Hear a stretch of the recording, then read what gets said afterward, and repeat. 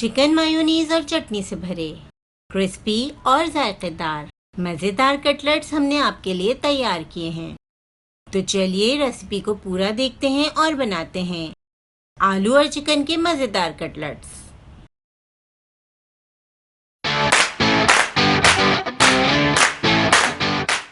अगर आप हमारे चैनल पर नए हैं और खाना पकाने की मज़ेदार रेसिपीज़ को आसान अंदाज में सीखना चाहते हैं तो हमारे चैनल रेसिपीज़ मिक्स को ज़रूर सब्सक्राइब करें।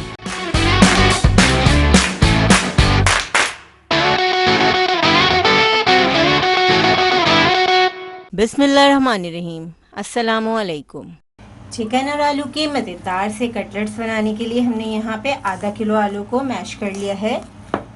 बहुत अच्छी तरह हमें आलू को मैश करना है।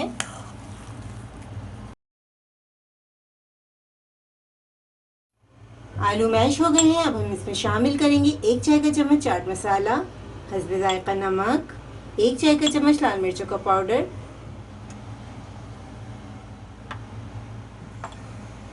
तमाम चीज़ों को अच्छी तरह मिक्स कर लेंगे।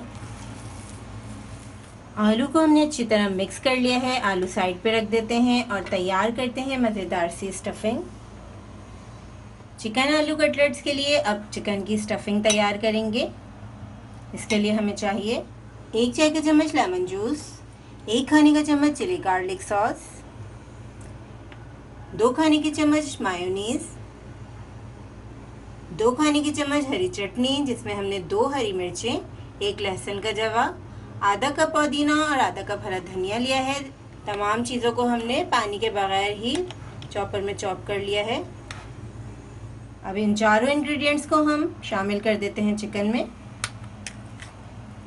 चटनी में आप देख सकते हैं हमने पानी नहीं ऐड किया। अगर पानी ऐड कर देते तो फिर हमारी जो ये मिक्सचर है सारा ख़राब हो जाता।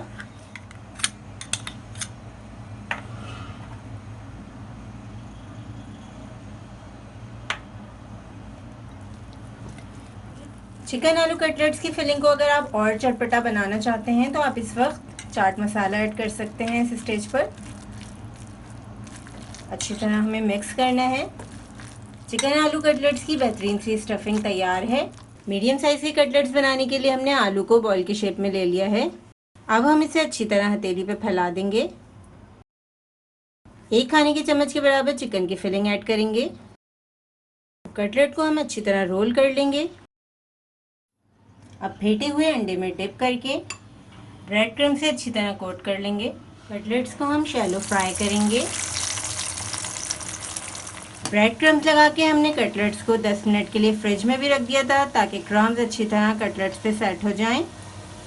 आप ये कटलेट्स बनाकर फ्रीज़ भी कर सकते हैं, लेकिन कोटिंग करने के बाद ही इन्हें फ्रीज़ कीजिएगा। और जब आपको फ्राई करना हो तो गरम तेल में फ्रीज़र से डायरेक्ट निकाल कर फ्राई कीजिए।